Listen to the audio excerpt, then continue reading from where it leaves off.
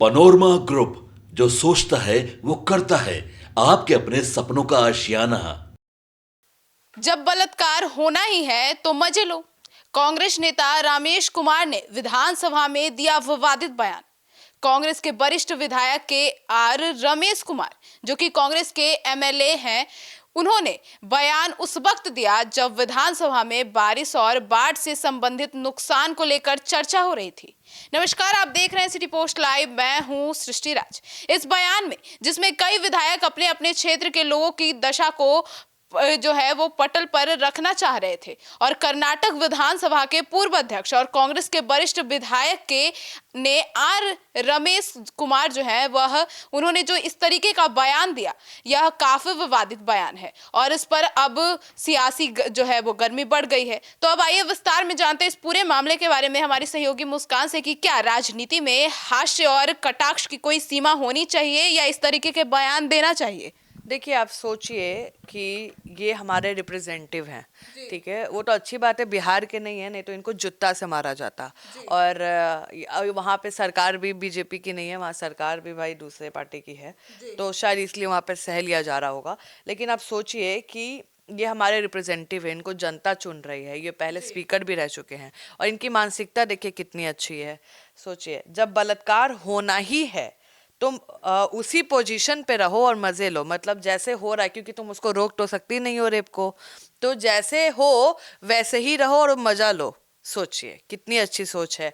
आप सोचिए कि आपके घर की महिलाएं कितना सेफ फील करती होंगी। आपकी बेटी होंगी, पता नहीं, आपकी बेटी को शर्म भी आना चाहिए कि आपके जैसे पिता हैं। आपकी बहन होगी, आपकी पत्नी होंगी, मुझे लगता है कि आपकी बाहर गर्लफ्रेंड्स भी होंगी, क्योंकि ऐसे सोच रखने वाले लोग कहीं ना कहीं ऐसे होते भी हैं। अब सोचिए कि ऐसा बयान देना और उस पर कोई टीका टिप्पणी भी नहीं है, वहां पे स्पीकर भी हंस रहे हैं, मुंह ऐसे हैं करके। सोचिए, ये महिलाओं की इज्जत है भारत में, और इस पे कोई संज्ञान भी अभी तक, ये खाली माफी मांग लिए हैं एक जगह कि अरे नहीं नहीं मजाक हो रहा था। ये मजाक का शब्द है। ये मजाक, रेप को इस तरीके से बोलना लोगों के सामने, ये मजाक थोड़ी हो सकता है। सोचिए, सोच है, आपकी सोच दर्शाता है। वहां पे आप जनता की क्या दिक्कतें लेके जा रहे हैं। ये दिक्कत लेके जा रहे हैं कि महिला का रेप हो रहा है, उसको रोकने की बात नहीं कर रहे हैं, उस पर कड़ा नियम बनाने की बात नहीं कर रहा है। बोल रहे हैं कि महिला जिस पोजीशन पे है, जैसे रेप हो रहा है, उसको रोक नहीं सकती हैं, तो इंजॉय करें। तो भगवान करे कि आप भी इंजॉय करें, अगले जन्म आप महिला बने, आपके साथ ऐसा हो और आप भी इंजॉय करिएगा और हम भी ऐसे ही हंसेंगे।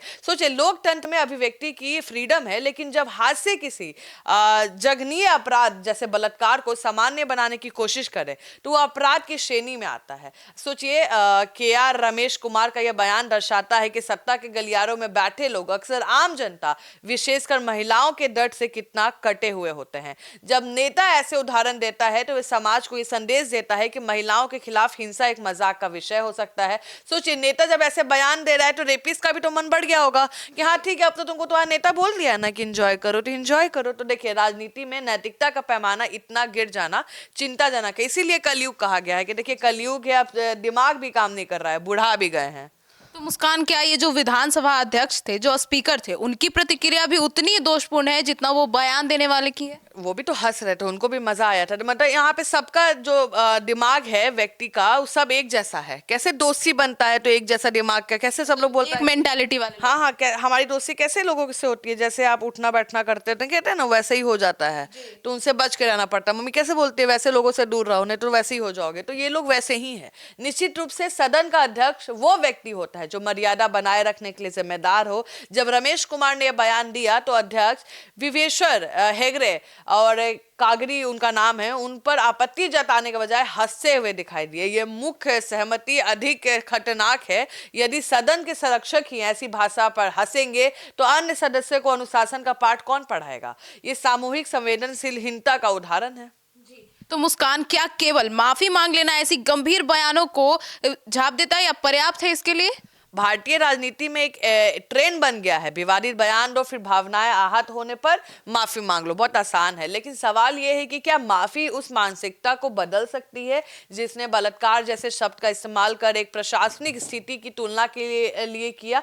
ऐसे मामले में केवल माफी नहीं बल्कि पार्टी द्वारा सस्पेंशन होना चाहिए, आचार समिति द्वारा सख्त कार्रवाई होनी चाहिए, ताकि भविष्य में कोई भी नेता ऐसी भाषा बोलने से पहले 100 बार सोचे। लेकिन मुझे नहीं लगता है कि कोई एक्शन लेने वाले हैं। मुस्कान, महिलाओं की सुरक्षा और सम्मान पर ऐसे बयानों का कितना खराब प्रभाव पड़ता है? जब कानून बनाने वाले ऐसे भाषा का उपयोग करते हैं तो सोचिए वो महिला जो रेप पीड़ित होगी वो पुलिस के पास क्या मुंह लेके जाएगी। मुझे लगता है पुलिस वाले भी ऐसे ही रिएक्ट करेंगे कि ठीक है, हो गया तो अपना घर का इज्जत देखो, मत कंप्लेन करो। जिनको वो खुद चुनी है वो इस तरीके का बयान दे रहे हैं, तब पुलिस प्रशासन क्या करेगी? हाँ, तो देखिए, तो वे अपराधी मानसिकता वाले लोगों को अनजाने में ये साहस देते हैं कि वे महिलाओं को वस्तु समझे। महिला एक वस्तु है, उसके साथ जो मन चाहे वैसे करे। भारत में बलात्कार एक भव्य वास्तविकता है और इस शब्द को एक मुहावरे की तरह इस्तेमाल करना पीड़ितों के जख्मों पे नमक छिड़कने जैसा है। यह महिलाओं की भागीदारी और उनके प्रति सम्मान को कहीं ना कहीं दिखाता है कि कितना सम्मान है हमारा भारत में हमारी महिलाओं का। तो मुस्कान, क्या राजनीतिक दलों को अपने नेताओं के लिए सेंसिटिव ट्रेनिंग अनिवार्य करना चाहिए? ऑब्वियसली सब अनपढ़ हैं भाई, और वर्तमान समय में यह अनिवार्य है। कई बार नेता दर्शकों पुराने जो सतात्मक सोच से ग्रसित होते हैं, उन्हें यह समझाने की जरूरत है कि आज का समाज बदल चुका है। राजनीतिक दलों को टिकट देते समय केवल जीतने की क्षमता नहीं बल्कि व्यक्ति के चरित्र और उसकी भाषा के मर्यादा का भी मापदंड बनाना चाहिए। लेकिन मुझे लगता है जनता भी उतनी ही दोषी है, ऐसे लोगों को अपना रिप्रेजेंटेटिव खोजती है। मुझे लगता है इनका एक ही बयान अभी कंट्रोवर्सी में आया है। मुझे लगता है ऐसे पहले भी भाई कई बार बोले होंगे, मुझे ऐसा लगता है कि पहले भी बोले होंगे, लेकिन ऐसा बयान देना उसके बाद माफी मांग लेना। आप सोचिए, आए दिन कोई बोल रहा है कि बिहार में 20-25 हजार में लड़कियां मिलती है, दुल्हन मिलती है। सोचिए, दाम लग रहा है। और कोई बोल रहा है कि रेप हो रहा है तो उसी पोजीशन पे रहो और एंजॉय करो। तो ऐसी ना, मैं ये भी मैं नहीं बोल सकती कि आप अपनी बहन को बोलिए, अपनी माँ को बोलिए, अपनी बेटी को बोलिए, क्योंकि वो भी एक महिला है। लेकिन आपकी सोच देखिए कैसी है, कैसी सोच के साथ आप पैदा लिए हैं। ऐसी सोच को हर लड़की तमाचा मारती है।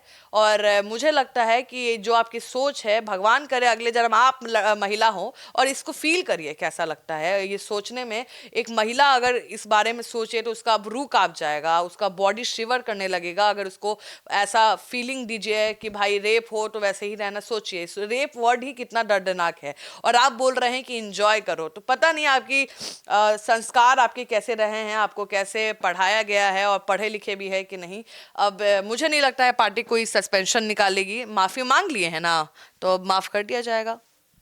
तो सुना आपने हमारे इस डिबेट को, और इस मुद्दे को अब बहुत ही गंभीरता से लेने की जरूरत है। और इस तरीके के जो बयान आते हैं, इसकी सिटी पोस्ट लाइव पूरी तरीके से निंदा करती है और इस पर शर्म आनी चाहिए जो इस तरीके के बयान देते हैं उनको। अब इस पर आपकी क्या राय है, आप इसके कितने विरोध करते हैं? अपनी राय कमेंट सेक्शन में जरूर बताइएगा। धन्यवाद।